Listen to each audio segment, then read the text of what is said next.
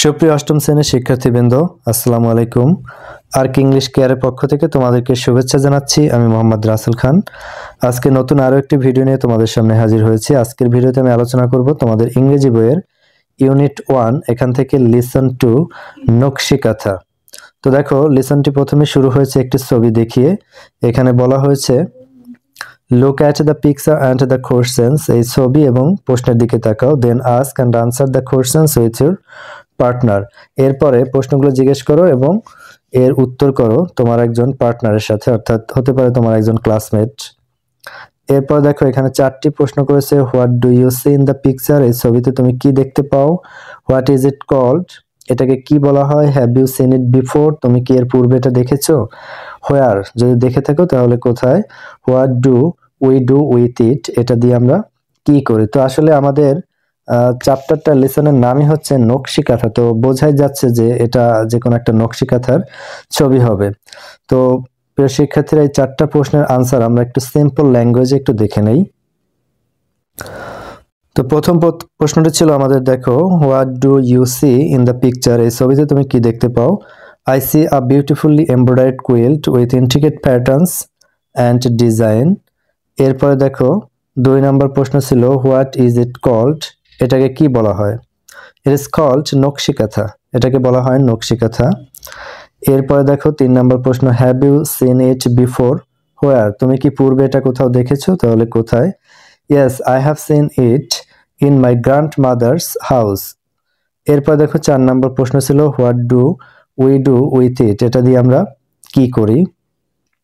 Nakshi kantha is used as a quilt or blanket. নকশিকাথা সাধারণ কাঁথা এবং কম্বল হিসেবে ব্যবহার করা হয়। It can also be used for decoration or as a piece of cultural artwork. তো প্রিয় শিক্ষার্থীরা, এই ছিল আমাদের আজকে 4টি প্রশ্নের আনসার এবং খুবই সিম্পল ল্যাঙ্গুয়েজে দেওয়ার চেষ্টা করেছি। তো এখন আমরা পরবর্তী প্রশ্ন দেখে নেই। পরবর্তী প্রশ্ন রয়েছে, দেখো, বি নাম্বারে, excerpt from the field of the embroidered quilt by Jasimuddin. তোমরা জানো যে জসিমউদ্দিনের বিখ্যাত একটি কবিতা রয়েছে নকশিকাথার মাঠ। তো এইখানে বলেছে জসিমউদ্দিনের সেই বিখ্যাত কবিতা নকশিকাথার মাঠ থেকে কিছু লাইন এখানে উদ্ধৃতি দেওয়া হয়েছে। আর নকশিকাথার মাঠের ইংরেজি শব্দ আছে the field of the embroidered quilt. তো এখান থেকে কিছু ইংরেজি ট্রান্সলেশন দেওয়া রয়েছে সেই কবিতার লাইনগুলোর, এবং এটা ট্রান্সলেট করেছে E.M. মিলফোর্ড। তো প্রিয় শিক্ষার্থীরা, আমরা এখন এই কবিতাংশের বাংলা সহ দেখে নেব। প্রিয় শিক্ষার্থীরা, তোমাদের বোঝার সুবিধার্থে আমি 4 লাইন করে দিয়েছি এবং পরবর্তীতে সেই 4 লাইনের বাংলাটা আবার সংযোজন করেছি, যাতে করে তোমরা এটা সহজে আয়ত্ত করতে পারো, এবং লাইনগুলো কিন্তু একটু কঠিন। তো দেখো, প্রথমে বলা হয়েছে spreading the embroidered quilt she works the life long night as if her poet were on his bereaved plight. এখানে দেখো, এর বাংলা হচ্ছে কাঁথা সেলাই করে বড় নিঃশব্দে সে বসে, যেন দুঃখের কবি হয়ে তুলে আনে বেদনার কথা। এরপরে 4 লাইন দেখো, on this quilt lies all of mine, all my pain and my grief, embroidered line by line, so lay it on my grave mother. এই 4 লাইনের বাংলা হচ্ছে, দেখো, এই কাঁথায় আঁকা আছে সবই আমার সকল দুঃখের বেদনার রেখা, প্রতিটি সেলাই যেন মনের কথা, তাই মা এই কাঁথা রেখো আমার কবরের উপর।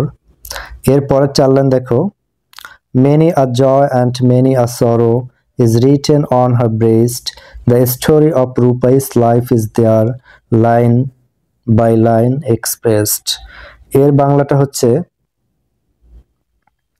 এই কাঁথার প্রতিটি নকশায় তুলে এসেছে সুখের স্মৃতি, দুঃখের গল্প, রূপাইয়ের জীবনের ইতিহাস রেখায় রেখায় ফুটে উঠেছে। এর পরের লাইন হচ্ছে, how will he bear the pain mother, this picture of my grief that is and mine upon it is breast, may mingling find relief.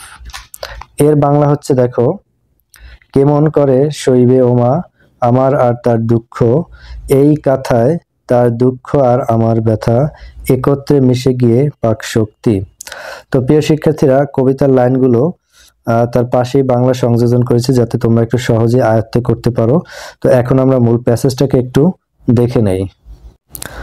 এখানে বলা হয়েছে দেখো, now read the text to know about নকশি কাঁথা। এখন নকশি কাঁথা জানার জন্য তুমি প্যাসেজটি পড়বে।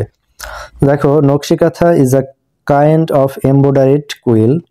নকশি কাঁথা হচ্ছে এক ধরনের সূচিকর্মযুক্ত কাঁথা। The name was taken from the Bangla word naksha. এই নামটি একটি বাংলা শব্দ নকশা থেকে নেওয়া হয়েছে। হুইচ মিন আর্টিস্টিক প্যাটার্ন, যার অর্থ দাঁড়ায় শৈল্পিক কর্ম বা শিল্পকর্ম। It is a kind of traditional craft. এটা এক প্রকার ঐতিহ্যবাহী হস্তশিল্প। And is said to be indigenous to Bangladesh and West Bengal in India. এবং বলা হয়ে থাকে যে এটা ভারতের পশ্চিমবঙ্গ এবং বাংলাদেশে এর উৎপত্তি হয়েছে। The art has been practised in rural Bengal for centuries. এবং শতাব্দী ধরে গ্রাম বাংলায় এর প্রচলন রয়েছে। The name Nokshikatha became popular after the poet Josimuddin's poem Nokshikathar March was published in 1929. এই যে নামটা রয়েছে নকশিকাথা, এই নামটা বিখ্যাত হয়েছে 1929 সালে যখন জসিমউদ্দিনের নকশিকাথার মাঠ কাব্যগ্রন্থ প্রকাশিত হয়। Traditional kanthas are made for family use. প্রাচীন যে কাঁথা বা ঐতিহ্যবাহী যে কাঁথাগুলো রয়েছে সেগুলো পারিবারিক ব্যবহারের জন্য তৈরি করা হতো। Old or new cloth and thread are use to make this quilt. এ সকল খাতা তৈরি করার জন্য নতুন বা পুরনো সুতা ব্যবহার করা হতো। Mymensingh, Jamalpur, Rajshahi, Faridpur, Bogura and Jessore are most famous for this craft. এই হস্তশিল্পের জন্য বিখ্যাত জায়গা হচ্ছে ময়মনসিংহ, জামালপুর, রাজশাহী, ফরিদপুর, বগুড়া এবং Jashore. Now it is produced commercially. এখন এটা বাণিজ্যিকভাবে উৎপাদন করা হচ্ছে। You can find them in many expensive handicraft shops in cities. তুমি এগুলোকে শহরের নামি দামি হস্তশিল্পের দোকানে দেখতে পাবে। The quilts are now in a great demand because of the colorful patterns and designs embroidered on them. এগুলোর এখন বর্তমানে অনেক চাহিদা রয়েছে, কারণ হচ্ছে কি এর গায়ে যে খুব বর্ণাঢ্য নকশা আঁকা রয়েছে এই কারণে। তো প্রিয় শিক্ষার্থীরা, এই ছিল আমাদের বাংলা অর্থসহ টেক্সট। এরপরে দেখো এখান থেকে ডি নাম্বার রয়েছে। ডি নাম্বার প্রশ্ন করেছে complete the sentences with the clues given there are more words than necessary. অর্থাৎ এই বক্সের মধ্যে যে শব্দগুলো দেওয়া রয়েছে এই শব্দগুলো দিয়ে নিচের এই ব্ল্যাঙ্কসটাকে ফিল করতে হবে বা পূর্ণ করতে হবে, এবং এখানে প্রয়োজনের চেয়ে অতিরিক্ত শব্দ দেওয়া আছে। তো দেখো প্রথমে এখানে এক নম্বরে বলা হয়েছে নকশি বা নকশা মিন্স আর্টিস্টিক। তো আমরা প্যাসেজে পড়েছিলাম আর্টিস্টিক প্যাটার্ন। তো এইখানে দেখো এই প্যাটার্নস রয়েছে। তো এক নম্বরে আমাদের যাবে নকশা মিন্স আর্টিস্টিক প্যাটার্নস। এরপর দুই নম্বর দেখো the name was taken from a dash word, from a Bengali word. তো আমাদের দুই নম্বর আনসার হচ্ছে Bengali. The name was taken from a Bengali word. তো এরপর আমরা তিন নম্বরটা দেখে নিই। দেখো the art has been practised in dash Bengal for, আবার হচ্ছে ড্যাশ। তো আমাদের তিন নম্বর অ্যান্সার যাবে এখান থেকে rural. The art has been practised in rural Bengal for. এরপরে এখানে যাবে আমাদের সেঞ্চুরি, অথবা যেহেতু এখানে সেঞ্চুরি নেই তাই আমাদের ইয়ার্স যাবে বেঙ্গল ফর ইয়ার্স, অর্থাৎ বছরের পর বছর ধরে এটি গ্রাম বাংলায় এর প্রচলন রয়েছে। এরপর দেখো চার নম্বরে নকশি kanthas are now sold in dash shop. তাহলে আমাদের এখানে রয়েছে দেখো ফ্যাশন রয়েছে, এমব্রয়ডারি, ইয়ার্স, প্যাটার্নস, আর্ট রয়েছে। তাহলে আমাদের এখানে চার নম্বর অ্যান্সার হচ্ছে art. Nakshi kanthas are now sold in art shops. তো আমাদের পাঁচ নম্বর দেখো nakshi kanthas are in great demand because of their colourful নকশা অ্যান্ড ডিজাইনস। তো আমাদের পাঁচ নম্বর অ্যান্সার হচ্ছে নকশা অ্যান্ড ডিজাইন। তো আমরা ছয় নম্বরটা দেখে নিই। নকশি কাঁথাস আর আ কাইন্ড অফ, এখান থেকে আমাদের অ্যান্সার হচ্ছে কুইল্ট। নকশি কাঁথাস আর আ কাইন্ড অফ কুইল্ট। তো প্রিয় শিক্ষার্থীরা, আমরা ডি নাম্বার অ্যান্সারটা দেখে নিলাম। এরপরে ই নাম্বারে কি রয়েছে দেখো, এখানে বলেছে write down 5 questions for the complete statements in activity E above, one is done for you. অর্থাৎ এই যে আমরা ই নাম্বারে এখানে যে ব্ল্যাঙ্কস গুলো পড়েছি, তো এর উপরে ভিত্তি করে আমাদেরকে 5টি প্রশ্ন তৈরি করতে হবে। দেখো এইখানে আমাদের অ্যান্সারটা ছিল নকশি কাঁথাস মিন্ট আর্টিস্টিক প্যাটার্ন। তো এইটি দিয়ে আবার কিভাবে প্রশ্ন করেছে দেখো, হোয়াট ডাজ নকশা মিনস, নকশা বলতে কি বোঝায়, তাহলে নকশা বলতে আমরা বুঝি কি আর্টিস্টিক প্যাটার্নে। তো দেখো এইখানে যে ফিল ইন দ্য ব্ল্যাঙ্কসটা দেওয়া ছিল 1 নম্বরে, এইটার উপর ভিত্তি করে কিন্তু আমাদের প্রশ্নগুলো তৈরি করতে হবে। তো এইখানে রয়েছে 6টা আর আমাদেরকে করতে বলেছে যে কোনো 5টি। তো আমরা এখন এই প্রশ্নগুলোকে একটু দেখে নেই। দেখো 1 নম্বর প্রশ্ন আমাদের ছিল ওইখানে একটি বইটি তোমাদের দেয়া আছে, হোয়াট ডাজ নকশা মিনস। এরপর আমরা 2 নম্বর প্রশ্ন কি করতে পারি দেখো, from which word was the name nakshikantha taken. এরপরে 3 নম্বর বলেছে দেখো, in which areas has this art been practised for years. এরপরে দেখো, হোয়ার আর নকশিকাথা সোল্ড নাও। এরপরের প্রশ্ন হয়েছে দেখো, why are nakshikanthas in great demand.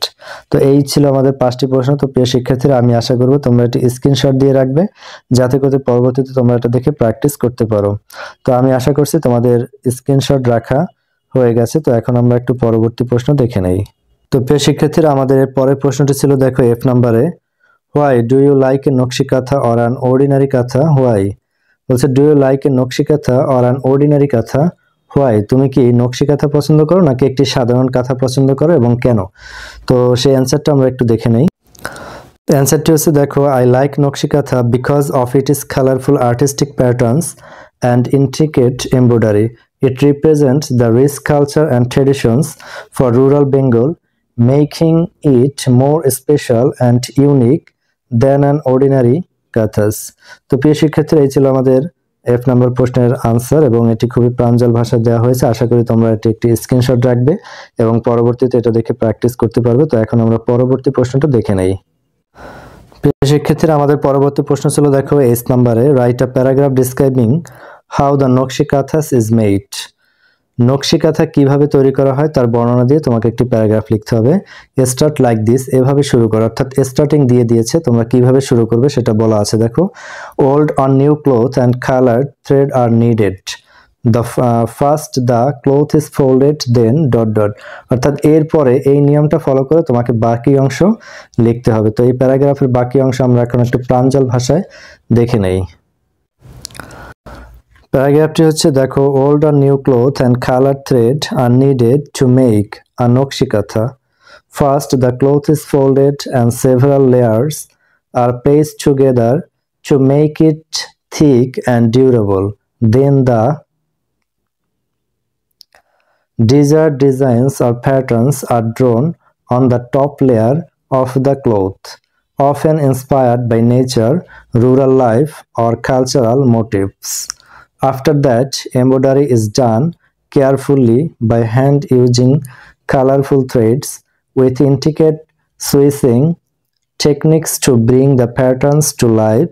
This embroidery process requires great skill and patience. The finished product is not only functional as a quilt but also a beautiful work of art that reflects the creativity and heritage of the artisans. তো প্রিয় শিক্ষার্থীরা, এই ছিল প্যারাগ্রাফটি এবং খুব সহজ ভাষায় লেখার চেষ্টা করেছি। আশা করছি তোমরা এটির একটি স্ক্রিনশট রাখবে এবং পরবর্তীতে এটি দেখে প্র্যাকটিস করতে পারবে। তো প্রিয় শিক্ষার্থীরা, আমি আশা করছি তোমাদের স্ক্রিনশট রাখা হয়ে গেছে। তো এইখান থেকে এই লিসন থেকে আজকের ভিডিওটি এ পর্যন্তই এবং ভবিষ্যতে তোমাদের নতুন কোনো ভিডিও নিয়ে তোমাদের সাথে দেখা হবে। সে পর্যন্ত তোমাদের সকলের সুস্থতা কামনা করে আজকের ভিডিওটি এখানে শেষ করছি। আল্লাহ হাফেজ।